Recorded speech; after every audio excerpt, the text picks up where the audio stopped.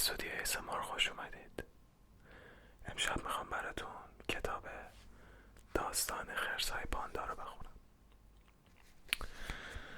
اثر ماتئی وینسی یک، برگردان دینوش نظمجو.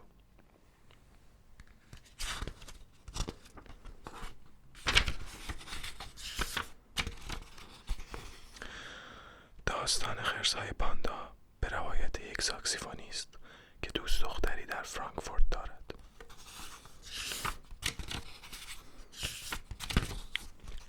اشخاص، زن و مرد.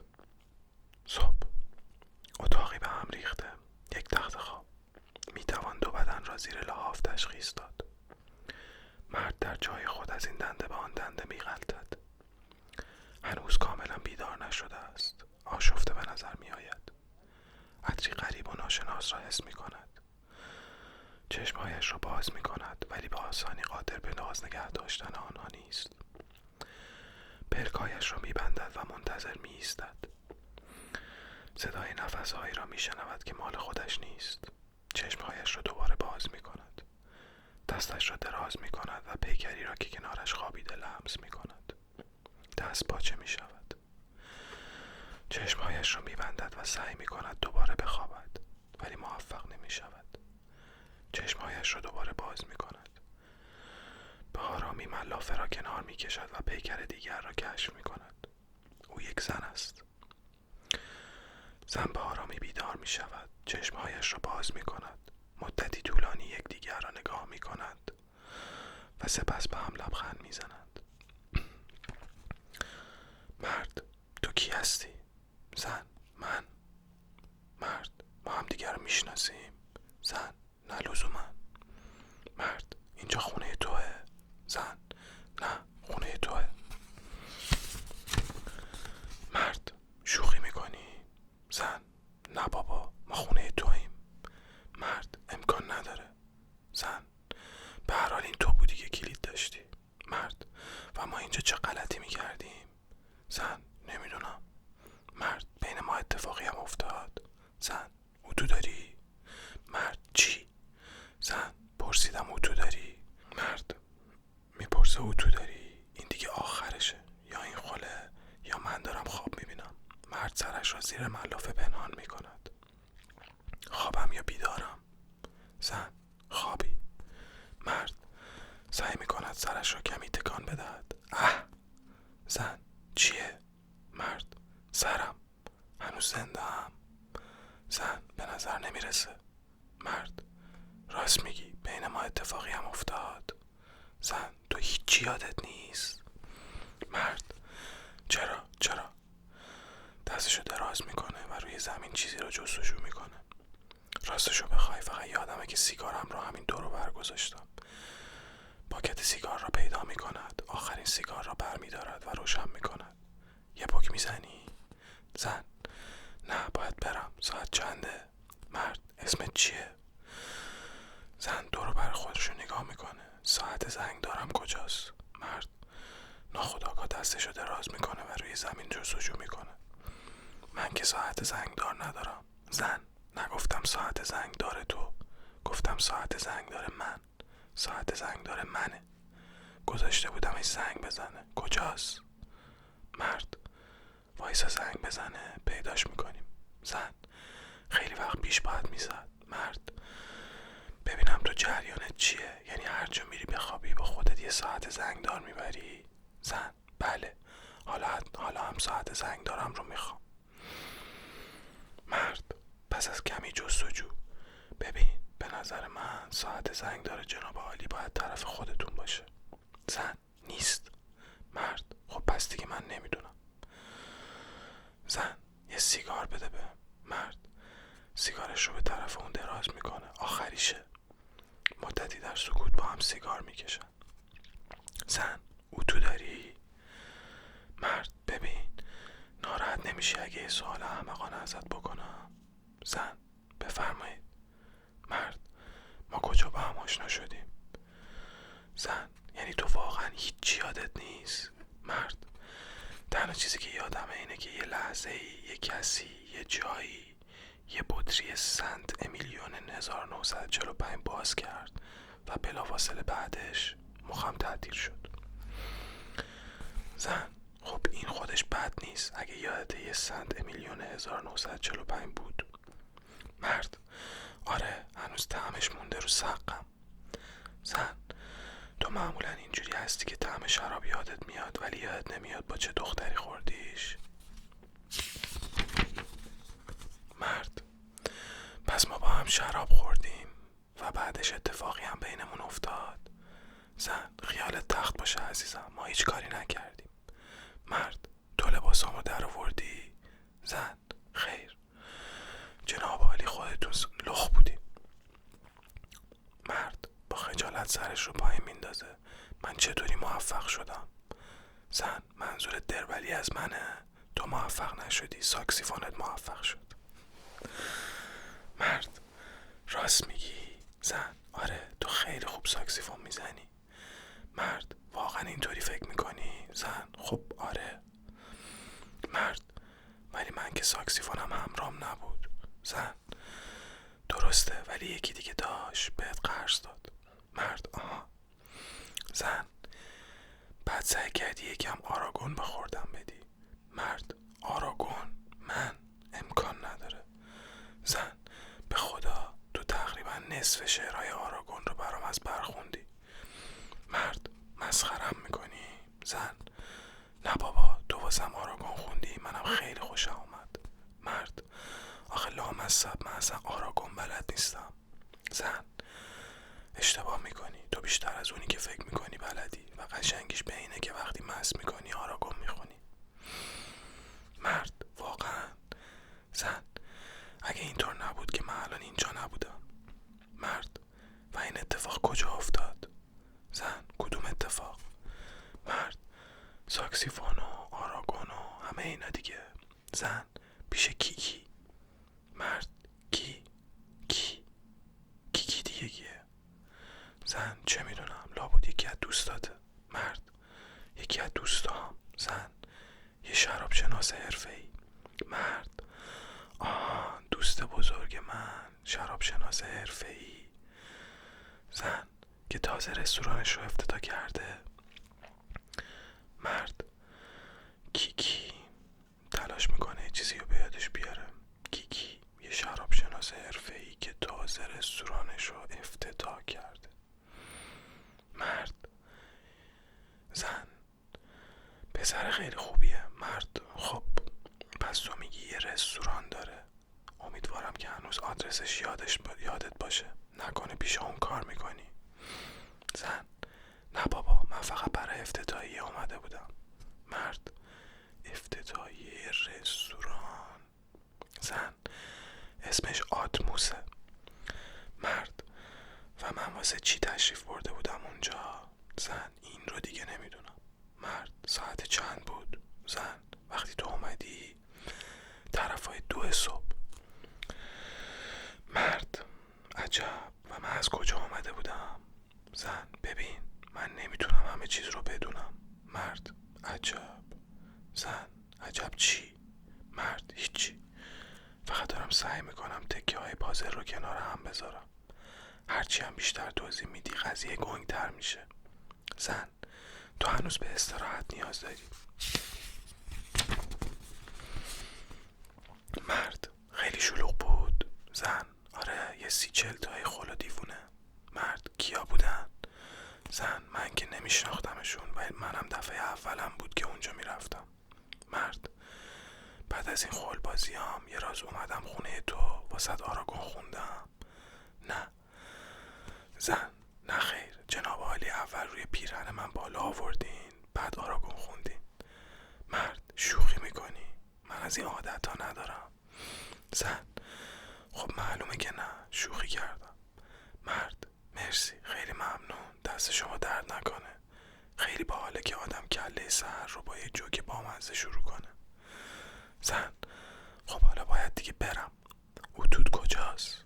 مرد: نه وایسا، بذار یا لااقل یه قهوه‌ای چیزی با هم بخوریم، فقط واسه این که بیشتر با هم آشنا بشیم، باشه؟ زن: چه فایده؟ مرد: خب آخه بابا سلامتی ما یه شب هم اتاق بودیم. زن چشماتو ببند. مرد چرا؟ زن میخوام برم همون. مرد خب برو. زن بهت میگم ببند چشمات رو. مرد فهمیدم پس تو هم. زن بله. مرد پس یعنی بالاخره بین ما اتفاقی. زن آرام به گونه او میزند. هیچ چنین معنی نمیده عزیزم اصلا. مرد افتاده یا نیفتاده؟ زن خیلی بامزه ای. افتادن یا نیفتادن مسئله این نیست. مرد ببین من حق دارم بدونم بین ما چه اتفاقی افتاده. تو توی رخت خواب منی. خب من حق دارم بدونم. زن یالا ببند چشماتو. مرد چه بامزه. اتفاقا من از زنای خجالتی خیلی خوشم میاد. شرم و حیای زنها همیشه من رو به هیجان میاره. خب پس این اتفاق افتاد نه؟ زن با دست جلوی چشمای مرد را میگیرد. همین ریختی بمون باشه. دیگه نگاه نکن. تکون نخور. جیگم نزن باشه. زن به حمام میرود. مرد با چشمای بسته بین قوطی‌های خالی آبجو کنار تخت جستجو میکند. مرد این کیکی آخر شب یه بطری شراب بهمون داد که ببریم نه؟ یا اینکه من خیالاتی شدم؟ ولی یادم وقتی رسیدیم خونه یه بطری داشتیم که هنوزم باید پر باشه. یا شایدم اشتباه میکنم. این بطری شراب کجاست؟ زن از داخل همون میگه توی آشپزخونه است. مرد محلافه رو دور خودش میپیچه. به آشپزخونه میره. صدای زمین خوردن. مرد از آشپزخانه خارج میشود در حالی که یک بطری شراب به دست و یک ساعت زنگدار به دست دیگر دارد. مرد پشت در حمام میایستد و جرعه‌ای شراب مینوشد. مرد اسمت چیه؟ زن تربچه. مرد نه بیشوخی. زن سولانج. مرد دیشب یه اسم دیگه بهم گفتی. زن کریستیان. مرد نه. زن ماتیلد. مرد اصلا. زن آنی. مرد اذیت نکن. زن ویرژینی، ناتالی، ایوان، ژوزف. مرد گوش کن. آنی، ناتالی، ایوان. زن بله. مرد تو مطمئنی که باید بری؟ زن بله. زن از لای در حمام دستشو دراز میکنه. لطفاً اتود رو بده بهم. مرد چشم سولانج. چشم ماتیلد. چشم. مرد میگرده و اتو رو به زن میده. گشنت نیست؟ یه عالم غذا تو آشپزخونه داریم. زن نه گشنم نیست. مرد 3 تا تخم مرغ، یه تیکه پنیر، 5 تا بیسکویت. بابا ما خیلی کارمون درسته. میتونیم یه غذای عیونی بخوریم. زن من باید برم. مرد یه ماست رژیمی. زن با یک لباس شب زیبا از حمام بیرون میآید. ظاهرش به کلی تغییر کرده است. لباس او شیک و ساده و ظریف است. نه مرسی من باید برم. مرد او را با دهان باز نگاه میکند. ساعت زنگ دارم. کجا بود؟ مرد میخواهد جواب بدهد ولی گویی لال شده است. زن ساعتش را بازرسی میکند. عجیبه زنگ نزد ولی من که کوکش کرده بودم. دفعه اول همچین اتفاقی میفته. مرد با لکنت تو اسمت سولانج نیست؟ زن اسم من هر چیه که تو بخوای باشه. مرد نه من نمیذارم همینجوری بری. زن مجبورم. واقعا خیلی خیلی دیرم شده.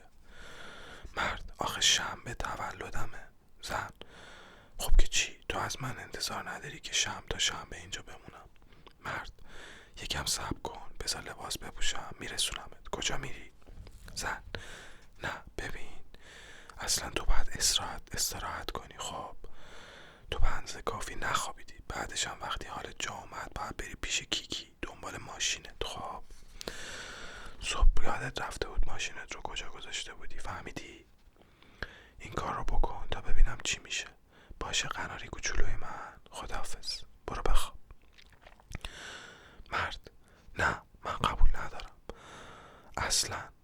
آخه من واسط ساکسیفون زدم، آراگون خوندم، رو پیرهنت بالا آوردم، شماره تلفن میخوام.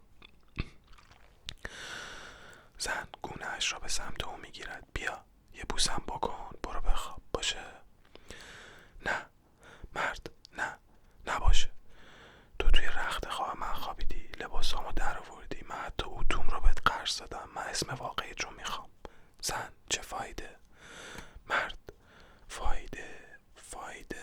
فایدهش اینه که میخوام بشناسمت لعنتی. زن من که بهت گفتم خودت واسم یه اسم انتخاب کن. زن در رو باز میکنه. مرد برمیگرده روی تخت و خود رو زیر ملافه پنهان میکنه. مرد این عادلانه نیست. نه اصلا من واسه آراگون خوندم. من آخه دارم دیوونه میشم. باید یه جای خودم رو قایم کنم، باید یه مدتی غیبم بزنه، ولی عادلانه نیست اصلا. من واسه آراگون خوندم، لااقل میتونی یکم بمونی. عادلانه نیست، تو خیلی بیرحمی. زن به کنار او باز میگردد. زن واقعا فکر میکنی من بیرحمم؟ مرد آره، 1000 بار آره.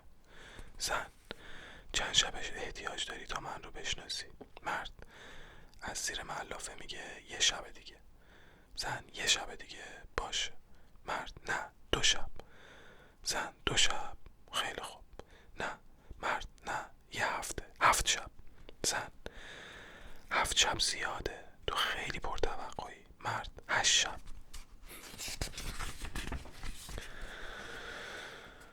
زن 8 شب، این که خودش یه زندگیه. مرد 9 شب، تو رو خدا 9 شب. زن 9 شب باشه مال تو، اما بعدش هیچی از من نخوا. مرد چشم. زن قول مردونه؟ مرد آره 9 شب، بعدش هم هیچی. زن خیلی خوب، پس من 9 شب دیگه میام. ساعت زنگ دارش رو روی تخت میذاره. پس قرار ما شد 9 شب باشه و تو برای من ساکسیفون میزنی. مرد یه کلید به او میده. بیا اینو بگیر. زن واسه چی؟ مرد دلم میخواد بدونم که تو هر وقت بخوای میتونی وارد این خونه بشی. زن تو چی؟ تو چطوری میری بیرون؟ مرد من دیگه نمیرم بیرون، همینجا منتظرت میمونم. زن خارج میشه. در تاریکی. مرد هیچ چیز از آن انسان نیست، هرگز، نی قدرتش، نی ضعفش و نی دلش حتی.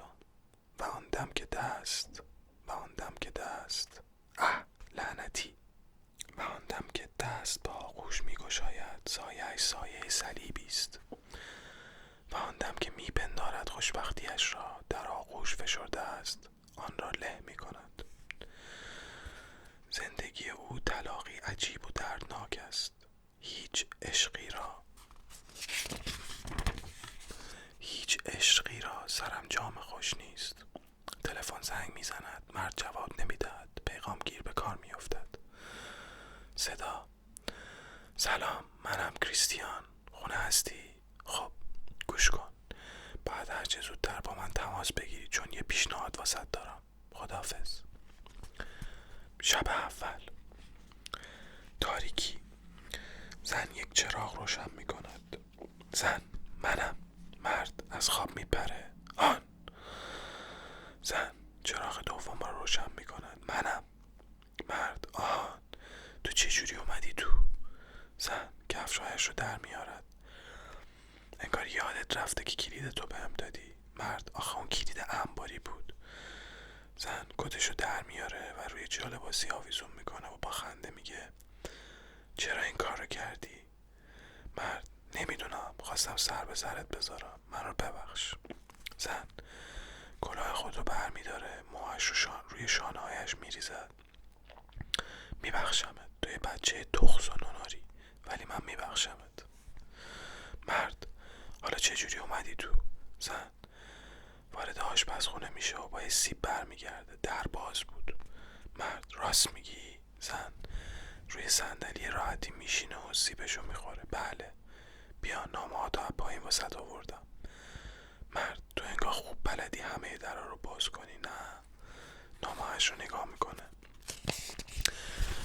حتما همشون هم خوندی. زن: آره، هیچ چیز جالبی نبود، فقط چند تا فاکتور. مرد: خودم میدونم وضعم خیلی خرابه. زن: امروز بیرون نرفتی؟ مرد: نه، همش منتظرت بودم. زن: دروغگو، مثل خرس خوابیدی. مرد: نه به خدا منتظرت بودم، چون فهمیدم این یارو کیکی اصلا وجود نداره. زن: واقعا کیکی وجود نداره؟ مرد: به همه دوستام زنگ زدم، کسی دیشب رستوران افتتاح نکرده. زن: دروغگو، تو به هیچ کس زنگ نزدی. مرد: از کجا میدونی؟ زن: از همون جایی که بلدم همه درا رو باز کنم. مرد: فکر نمی کردم برگردی. زن: بهت قول داده بودم. مرد: نصف شب واسه ساکسیفون زدم. زن: آره شنیدم. مرد: نکنه تو همون همسایه جدید پایینی هستی؟ نه. مرد: نه، من با تو زندگی میکنم. مرد: آره، واسه 9 شب. زن: این میتونه 9 تا زندگی باشه. مرد: میدونی من خوشم میاد باهات قرارداد ببندم. زن: نمیترسی از اینکه ممکنه همه چیزش تو دست بدی؟ مرد: درباره قضیه کلید واقعا متاسفم، مطمئن بودم داری دستم میندازی. زن: و خواستی ازم انتقام بگیری؟ مرد: به خدا فوری پشیمون شدم، میشه یه بوست کنم؟ زن: ابدا، اول باید بری دوش بگیری. مرد: چی؟ زن: تو مثل سگ بوگن میدی، تازه باید اینجا رو جمع و جور کنیم، پنجره ها رو باز کنیم. من نمیتونم 9 شب با تو توی این اوضاع کثافت رو بخوابم. مرد: به حمام میرود، اطاعت سرکار. زن: یادت نره ریشت رو اصلاح کنی. بیا، اینم مال توه، امروز صبح دیدم شیشه اتکلونت خالیه. مرد: این رو دیگه چجوری دیدی؟ زن: آخه من به قوطی خالی حساسیت دارم. مرد: پس هیچ وقت توی آشپزخونه نرو، یه من قوطی خالی اونجاست. زن: نگران نباش، خرید کردم. مرد میره هموم و زن وارد آشپزخونه میشه. صدای آب در هموم و صدای خانه تکانی عظیمی در آشپزخانه شنیده میشه. تلفن زنگ میزنه و پیغامگیر به کار میفته. صدا: شب بخیر میشل، الیزابت هستم، خونه ای؟ گوشی رو بردار بابا. هستی؟ هستی؟ نیستی؟ هستی؟ نیستی؟ برمیداری؟ نه، بر نمیداری. خب پس وقتی اومدی به من زنگ بزن. خداحافظ. زن از آشپزخونه خارج میشه، با چند رفت و برگشت بین سالن آشپزخونه وسایل رو کمی جمع میکنه و پنجره رو باز میکنه. میز غذاخوری رو آماده میکنه و دو شمع روی میز رو روشن میکنه.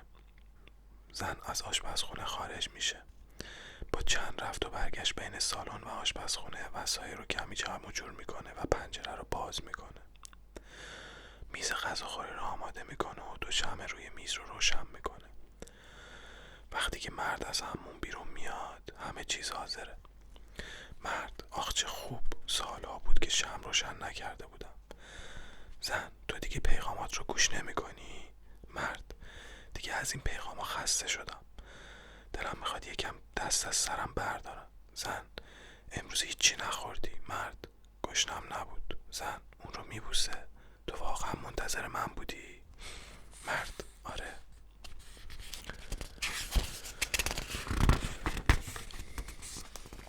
زن: اگه دوست داری میتونی شرابتو باز کنی. مرد: چه شرابیه؟ سنت امیلیون 1945. بابا این که خیلی شراب گرونیه.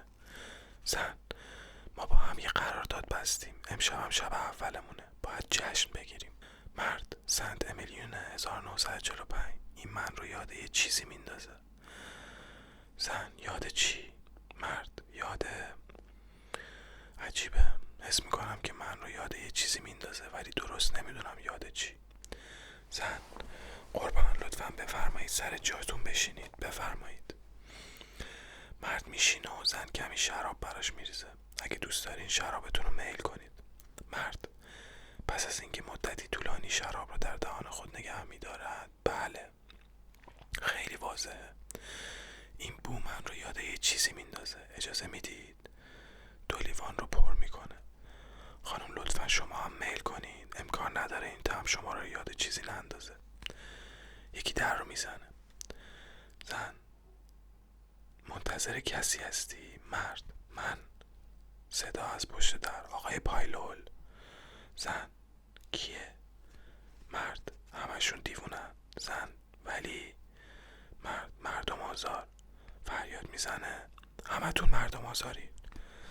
صدا از پشت در: آقای پایلول. زن: خب در رو وا کن ببین چی میخواد. مرد: ایس، اصلا دلم نمیخواد بدونم چی میخواد. زن: میخوای من برم در رو باز کنم؟ باز در رو میکوبن.